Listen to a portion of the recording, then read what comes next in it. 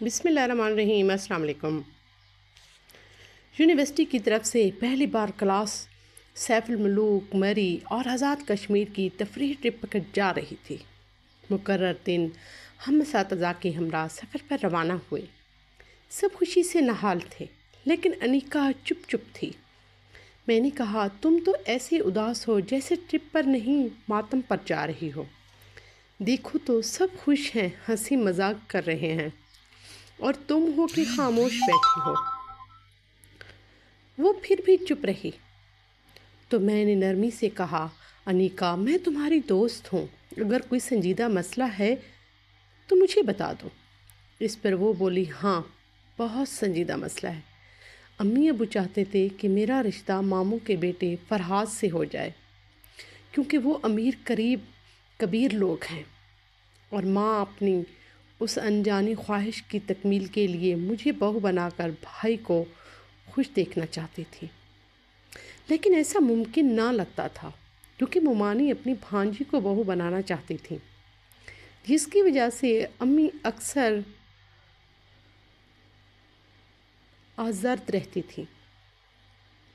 پھر اللہ نے ان کی سن لی اور خود فرحات نے اپنی ماں پر دباؤ ڈالا کہ اسے مجھ سے ہی شادی کرنی ہے۔ یوں مجبور ہو کر انہوں نے میرا رشتہ مانگ لیا اور ہماری منگنی ہو گئی۔ انیکا نے بتایا تو میں نے حیرانی سے کہا، یہ تو خوشی کی بات ہے، پھر تم اداس کیوں ہو؟ آگے سنو تو وہ بولی، 2 سال منگنی رہی۔ میرے ایم اے مکمل ہونے کے بعد شادی کی تاریخ رکھی جانی تھی، لیکن اب اچانک ممانی نے پیغام بھجوا دیا کہ وہ منگنی ختم کر رہے ہیں۔ واقعی یہ ایک سنجیدہ معاملہ تھا۔ انیکا کا اداس ہونا فطری بات تھی۔ میں نے اسے تسلی دیتے ہوئے کہا، دکھ نہ کرو، ہر کام میں اللہ تعالیٰ کی طرف سے بہتری ہوتی ہے۔ یقیناً تمہیں فراز سے محبت تھی، اسی لیے منگنی ٹوٹنا تکلیف دہ لگ رہا ہے۔ نہیں، ایسی بات نہیں ہے، نہ مجھے فراز سے محبت تھی اور نہ نفرت۔ ہمارے درمیان محبت کا کوئی معاملہ تھا ہی نہیں۔ اصل بات یہ ہے کہ ہمارے والد صاحب کینسر کے مریض ہیں اور ہم 3 بہنیں ہیں۔ میں سب سے بڑی ہوں۔ ان کی شدید خواہش ہے کہ ان کی زندگی میں کم از کم 2 بیٹیوں کی شادی ہو جائے، کیونکہ تیسری ابھی چھوٹی ہے۔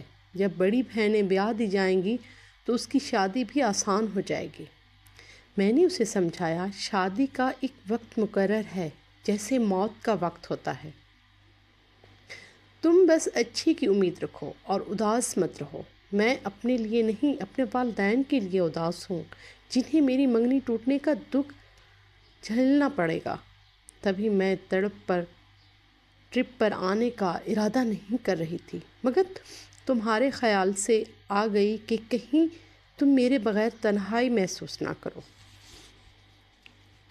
میں نے اس کا ہاتھ تھام کر کہا، تم اس طرح اداس رہو گی تو میں بھی انجوائے نہیں کر سکوں گی۔ دیکھو، اس ٹرپ میں شامل ہونے کو اپنے لیے نیک شگن سمجھو۔ یہ سیر تمہارے لیے نصیب کے دروازے کھولے گی۔ مجھے یقین ہے سیف الملوک پر تمہیں کوئی ایسا ہم سفر ملے گا جو خوبصورت ہونے کے ساتھ ساتھ نیک سیرت بھی ہوگا۔ مذاق مت کرو۔ وہ اور بھی رنجیدہ ہو گئی۔ میرے دکھ پر تم نے دیوا مال لی، کہانی گھڑ لی۔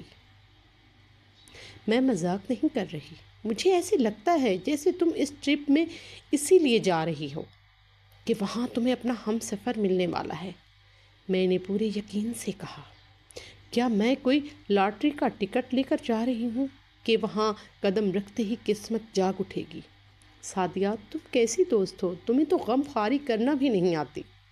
میں واقعی شرمندہ ہو گئی کہ اس کے آنسو پہنچنے کی بجائے میں نے مذاق شروع کر دیا تھا۔ وہ بہت گہرے صدمے میں تھی۔ منگنی ٹوٹ جانا کوئی معمولی بات نہیں ہوتی، خاص طور پر جب باپ کینسر جیسے موذی مرض میں مبتلا ہو۔ اس کی آنکھوں سے بہتے آنسو دیکھ کر میرا دل بیٹھ سا گیا۔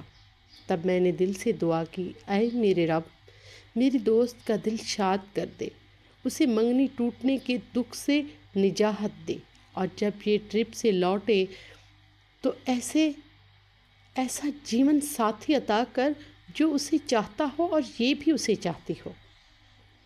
اس کے بعد ہم راستہ بھر خاموش رہیں۔ ہم دونوں بہت جذباتی ہو رہی تھیں۔ پتہ نہیں یہ اداسی بھرا لمبا سفر کیسے کٹ گیا۔ یوں تو سفر تمام ہوا اور ہم جھیل سیف الملوک پہنچے، جس کے دیکھنے کی ہمیں بہت خواہش تھی، کیونکہ اس کے بارے میں سن رکھا تھا کہ یہاں پر پریاں آتی ہیں۔ پروفیسر صاحب نے کہا کہ جھیل تک پیدل جانا ہوگا۔ جاتے وقت میڈم ساتھ تھیں، انہوں نے سختی سے کہا رکنا نہیں بلکہ چلتے جانا ہے۔ تھوڑی دور چلے تھے کہ مجھے پیروں میں درد محسوس ہوا۔ راستے میں ایک ہوٹل تھا، وہاں سے درد کش دوا کے بارے میں پوچھا۔ تبھی وہاں بیٹھے ایک لڑکے نے اپنے دوست سے کہا ان کا ابھی سے یہ حال ہے، آگے کیا ہوگا؟ خیر ہم چلتے رہے۔ انیکا ابھی تک اپنے افسردہ خیالات میں گم تھی۔ پیروں میں درد محسوس کرنے کے باوجود میں اس کے ساتھ قدم سے قدم ملا کر چل رہی تھی۔ چلتے چلتے ہم تھکنے لگے، تبھی جھیل ہماری نظروں کے سامنے آ گئی۔ وہ منظر اتنا خوبصورت تھا کہ جی چاہتا تھا اسے سدا کے لیے لے کے اپنی آنکھوں میں بسا لیں۔ ہم سے آگے جو گروپ تھا اس کے ساتھ پروفیسر صاحب تھے اور جو کچھ طالب علم کو کہانی سنا رہے تھے۔ وہ کہنے لگے اب کہانی کے مطابق اپنی آنکھیں ایک پل کے لیے بند کر لو اور پھر کھول کر جھیل کے گہرے سفید پانی میں دیکھو گے تو تمہیں وہاں ایک نہایت حسین لیکن اداس پری نظر آئے گی، کیونکہ جھیل میں اس کا ساتھی کھو گیا ہے۔ سب نے آنکھیں بند کر لیں اور جب کھولیں تو اچانک وہاں انیکا نظر آ گئی، کیونکہ اسی وقت ہم جھیل کنارے پہنچے تھے۔ سب کہنے لگے لو بھائی حسین پری آ گئی۔ پروفیسر صاحب جو وہاں کوئی مشہور لوگ کہانی سنا رہے تھے وہ بھی ہنس پڑے۔ ایک طالبہ نے مذاق میں کہا یہ حسین پری نہیں بھوت ہے۔ خیر بات مذاق میں ختم ہو گئی۔ انیکا آگے جانا چاہتی تھی لیکن ہم نے اس کا ساتھ دینے سے انکار کر دیا کہ ہم تھک گئے ہیں۔ جب انسان تھک جائے تو سیر کا دل نہیں کرتا اور ہمت جواب دی جاتی ہے۔ تاہم انیکا نے پیدل چل کر اپنا غم غلط کرنا تھا۔ اس نے کسی طرح مجھے راضی کر لیا کہ تھوڑا اور آگے چلتے ہیں، جبکہ گارڈ بار بار سیٹی بجا رہا تھا کہ آگے نہیں جانا۔ بہرحال ہم چند قدم چل کر واپس آ گئے۔ انیکا کے ساتھ میں، چند ہم جماعت لڑکیاں اور ایک لڑکا مبین احمد تھا۔ خیر آگے جا کر وہ انگلش ڈپارٹمنٹ کے لڑکوں سے جا کر ملا۔ شاید اسے ہم طلبات کے ساتھ سیر کا مزہ نہیں آ رہا تھا۔ تاہم اب انیکا کی طبیعت کچھ حشاش بشاش لگ رہی تھی۔ شاید صحت مند فضا کا اثر تھا کہ وہ خوش نظر آ رہی تھیں اور بہت اچھی لگ رہی تھیں۔ میں نے کہا ایسے ہی ہنستی مسکراتی رہا کرو، خوشی تم پر سجتی ہے، دیکھو کتنی خوبصورت لگ رہی ہو۔ میرا یہ کہنا تھا اور جیسے فوراً میری نظر لگ گئی ہو۔ پل بھر میں اسے ٹھوکر لگی اور وہ ڈگمگا کر گر گئی۔ پیر مڑ جانے سے شدید موج آ گئی تھی۔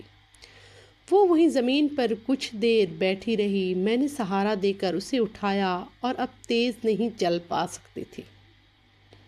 یوں ہم گروپ سے کچھ پیچھے رہ گئے۔ تب ہی قریب سے گزرنے والے ایک نوجوان نے پوچھا کیا آپ تکلیف میں ہیں؟ کیا آپ کو چلنے میں دشواری ہو رہی ہے؟ شاید اس نے انیکا کو گرتے ہوئے دیکھ لیا تھا۔ انیکا نے اس کے سوال کا جواب نہ دیا بلکہ منہ دوسری طرف پھیر لیا۔ تب اس نوجوان نے اپنے بیگ سے ایک ڈبہ نکال کر میری طرف بڑھایا اور کہا یہ ان کے پیروں پر لگا دو، شاید موج آ گئی ہے، درد بھی کم ہو جائے گا۔ میں نے اس کے رویے سے اندازہ لگایا کہ یہ ڈاکٹر ہے۔ بہرحال اس خیال سے ڈبہ اس کے ہاتھ سے لے لی گئی اور انیکا کو زیادہ درد ہوا تو مزید پیدل کیسے چلے گی؟ ہم پہلے ہی گروپ سے کافی پیچھے رہ گئے ہیں۔ تبھی اسے پیاس لگی۔ سامنے ایک جھونپڑی میں ایک عورت کھڑی تھی۔ ہم نے پانی مانگا، اس عورت نے پانی لا کر دیا تو میں نے انیکا کو پین کلر دی اور اسی دوران عورت سے باتیں کرنے لگی۔ عورت کے بچے ہمارے ارد گرد اکٹھے ہو گئے اور خال بجانے کر بھنگڑا ڈالنے لگے۔ میں سمجھ گئی کہ یہ خرچی مانگ رہے ہیں۔ میں نے بیگ سے کچھ بسکٹ اور تھوڑے سے پیسے نکال کر ان کو دے دیا اور وہ خوش ہو گئے۔ ان کے معصوم چہروں پر خوشی دیکھ کر ہمیں بھی بہت خوشی ہوئی۔ ہمارا گروپ کافی آگے نکل گیا تھا تو پروفیسر صاحب نے سب سے کہا کہ ٹھہرو، ہمارے آنے کا انتظار کریں۔ اسی طرح لڑکے اور لڑکیاں ٹھہر کر ہمارا انتظار کرنے لگے۔ ہم بھی آہستہ آہستہ چلتی ہوئی آ رہی تھیں کہ راستے میں وہی نوجوان پھر مل گیا جس نے دوا کی ڈبیا دی تھی ہمیں۔ اس نے رک کر پوچھا، کیا آپ تھک گئی ہیں؟ یہ ایک مشفقانہ سوال تھا۔ انیکا نے اس خوبصورت جانب دیکھا تو بے دھیانی میں ایک بار پھر اس کا پیر چھوٹے سے پتھر پر پڑ گیا اور وہ گرنے کو تھی کہ میں نے اسے تھام لیا۔ تبھی اس لڑکے نے کہا، آپ سے چلا نہیں جا رہا، کیا آپ تھک گئی ہیں؟ وہ چپ رہی تو میں نے اس سے پوچھا، کیا ہم ٹھیک راستے پہ جا رہے ہیں؟ وہ بولا، ہاں، ہم دریا کنارے کے پل کے پاس تھے کہ اس نے کہا تھوڑی دیر بیٹھ جائیں۔ نہیں، آگے سب انتظار کر رہے ہیں، ہم یہاں نہیں رک سکتے۔ میں نے جواب دیا، یہ تھک گئی ہیں اس لیے میں نے رکنے کو کہا ہے۔ اس نے انیکا کی طرف اشارہ کیا، خیر آپ کی مرضی، ویسے آپ لوگ کہاں سے آئے ہیں؟ میں نے جواب دیا، اپنی یونیورسٹی کا نام بتا دیا۔ تب اس نے انیکا سے پوچھا، آپ وہاں کس علاقے میں رہتی ہیں؟ جواب مجھے ہی دینا پڑا، یونیورسٹی میں، کیونکہ ان کے بھائی وہاں ملازم ہیں۔ میں نے انیکا کی طرف اشارہ کیا، اب چلو، دیر ہو رہی ہے، سب ہمارا انتظار کر رہے ہوں گے، جلدی چلو۔ میں نے کہا تو اس شخص نے انیکا کا نام بھی سن لیا۔ تھوڑا آگے جا کر میں نے مڑ کر دیکھا تو وہ انیکا کے چلنے کے انداز سے کچھ متفکر نظر آیا۔ وہ اسے ہی دیکھ رہا تھا۔ تبھی میں نے سوچا، ہو نہ ہو یہ کوئی ڈاکٹر ہے۔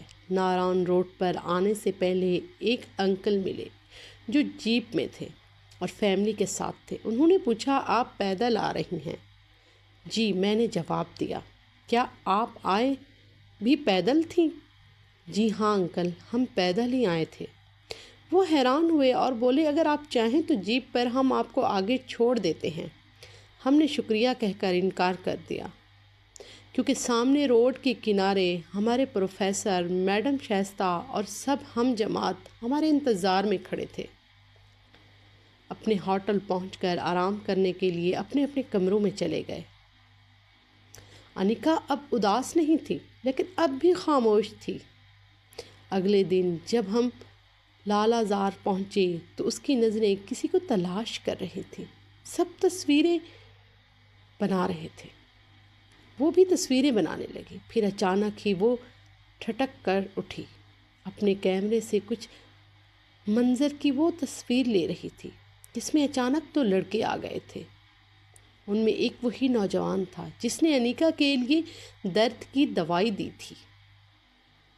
جب اس نے ہمیں دیکھا تو وہ بھی کھل اٹھا اور ہمارے پاس آ کر بولا، آپ لوگوں نے ہماری تصویریں بنائی ہیں، اب یہ تصویر ہمیں بھیجیے گا۔ اس نے اپنا نام اور پتہ لکھ کر ہمیں دے دیا اور ہم لالا زار کی طرف سے روانہ ہو گئے۔ جیپ پر راستہ خطرناک تھا، مگر ہم جلد پہنچ گئے۔ وہاں پہنچ کر انیکا کی خوشی دو چند ہو گئی، کیونکہ تھوڑی دیر بعد دوسری جیپ پر وہ دونوں نوجوان بھی وہاں آ گئے تھے۔ اب انہوں نے کیمرہ نکالا اور تصویریں بنانے لگے۔ انیکا سمجھ گئی کہ پاس سے گزرتے وقت یہ تصویریں لیں گے، تو اس نے منہ دوسری طرف کر لیا۔ واپسی میں پھر سے وہ اداس لگی، لیکن اب اداسی کی وجہ اور تھی۔ وہ لالا زار سے واپس جانا نہیں چاہتی تھی۔ ہمارے ہوٹل کے ساتھ دریا کنارہ گزرتا تھا۔ پہلے سب لوگ وہاں گئے، پھر بازار، لڑکیوں نے شالیں اور کچھ خشک میوہ جات لیے۔ جب واپس ہوٹل آئے تو حیرت سے ہوئی کہ وہی نوجوان اور اس کا دوست سامنے کھڑے تھے۔ وہ چائے پی رہے تھے۔ لگتا تھا کہ وہ بھی اسی ہوٹل میں ٹھہرے ہوئے ہیں۔ ہم اوپر اپنے کمرے میں آ گئیں۔ انیکا کھڑکی سے نیچے دیکھنے لگی، نہ جانے کیوں وہ اسے دیکھنا چاہتی تھی۔ تبھی میں نے پرس سے نوجوان کا دیا ہوا پتہ اور فون نمبر نکال کر دیا۔ اس کا نام منصور اور دوست کا نام شہباز لکھا ہوا تھا۔ اس کے بعد ہم واپسی کے لیے تیار ہونے لگے۔ واپسی پر وہ پھر اداس تھی۔ میں نے اسے سمجھایا کہ اس طرح تفریح کو برباد نہ کرو اور ایک پل کے لیے ملنے والے اجنبی کی یادوں کو روگ بنا کر نہ چلو۔ اسی طرح بھلا کیسے گزرے گی؟ ہم آزاد کشمیر گئے، وہاں سے مری، لیکن وہ تمام وقت افسردہ ہی رہی۔ میں اس کے اس موڈ سے سخت بور ہوئی۔ جب ہم مانسیرا پہنچے تو میں نے اس سے شکوہ کیا کہ مجھے بیچاری کا کیا قصور ہے، آخر میں کہاں جاؤں؟ اس پر وہ بہت روئی اور اب بجائے ان کے اشک شوئی کے میں نے اسے بہت ڈانٹا کہ پاگل مت بنو، سفر میں لوگ چند لمحوں کے لیے ہی ملتے ہیں، آخر میرے راستے ہی ایسے کیوں ہوتا ہے؟ میں نے اسے تسلی دی کہ یہ وقتی بات ہے، محض اتفاق ہے، 2-4 روز میں یہ کیفیت دور ہو جائے گی۔ منصور اور شہباز کی تصویریں بہت اچھی آئی تھیں۔ وہ منصور کی تصویر کو دن میں کئی بار دیکھتی۔ مجھے کچھ سمجھ میں نہ آ رہا تھا کہ آخر اس پگلی کو کیا ہوا ہے۔ خدا جانے اس کی منگنی کس وجہ سے ٹوٹی، مگر اب وہ کہتی تھیں کہ مجھے منگنی کے ٹوٹنے کا ذرا بھی ملال نہیں رہا۔ وہ اب کسی اور کے خیالوں میں کھوئی رہنے لگی تھی۔ منصور نے اپنا پتہ لکھ کر مجھے دے دیا تھا۔ میں نے انیکا سے تصویریں لے کر اس کے پتے پر پوسٹ کر دیں اور اپنا فون نمبر بھی لکھ دیا کہ اگر تصویریں مل جائیں تو فون پر بتا دینا۔ 2 دن بعد اس کا فون آیا کہ تصویریں مل گئی ہیں اور یہ بھی بتایا کہ اس نے اپنے والدین سے انیکا کے بارے میں ذکر کیا ہے۔ وہ اس کی پسند پر راضی ہیں، لیکن وہ اس کے گھر والوں تک رسائی کیسے حاصل کرے؟ تب منصور نے منت کی، پلیز میری مدد کرو، یہ انیکا کے لیے ایک بہت بڑی خوشخبری تھی۔ بہرحال میں نے منصور کی گفتگو کے بارے میں اسے کچھ نہ بتایا، لیکن منصور کو انیکا کے بارے میں سب کچھ بتا دیا۔ 1 ہفتے کے اندر اندر منصور اپنے والدین کے ہمراہ آ گیا۔ پہلے یہ لوگ ہمارے گھر آئے، امی نے منصور اور اس کے والدین کو پسند کیا، پھر یہ لوگ رشتے کے لیے میری امی کے ہمراہ انیکا کے گھر گئے۔ اس کے گھر والوں کو بھی یہ لوگ پسند آ گئے۔ جب رب کسی پر مہربان ہو اور کسی کو ملانا چاہے تو یوں بھی ملا دیتا ہے۔ انیکا دل سے دکھی تھی۔ اس کے والدین منگنی ٹوٹنے جانے سے دکھی تھے۔ منصور کی لگن سچی تھی۔ اللہ تعالیٰ نے ان کی خاموش دعاؤں کو قبول کر لیا۔ ان کی مراد بر آئی اور انیکا کی شادی منصور سے ہو گئی۔ آج وہ ہنسی خوشی زندگی گزار رہے ہیں۔ انیکا کہتی ہیں، میں سوچ بھی نہ سکتی تھی کہ اس ٹرپ میں مجھے جیون ساتھی مل جائے گا۔ ہم ایک دوسرے کو پسند بھی کر لیں گے اور اتنی خوشیوں بھری زندگی گزاریں گے۔ اور میں کہتی ہوں کہ اپنی دوست کو سفر میں افسردہ دیکھ کر میں نے بھی تو دل سے اس کے لیے دعا کی تھی، اور وہ دعا اس کے والدین کی دعاؤں کے ساتھ مل گئی۔ تبھی میری دوست نے اپنے جیون کی سچی خوشی کو پا لیا۔ بہرحال سب مقدر کے کھیل ہوتے ہیں، ورنہ یوں ملنے والے جب ایک بار بچھڑ جاتے ہیں تو پھر کبھی نہیں ملتے۔ ہمارے چینل کو سبسکرائب کیجیے گا اور کمنٹ میں بھی بتائیے گا کہ آپ کو ہماری ویڈیو کیسی لگتی ہے۔ شکریہ۔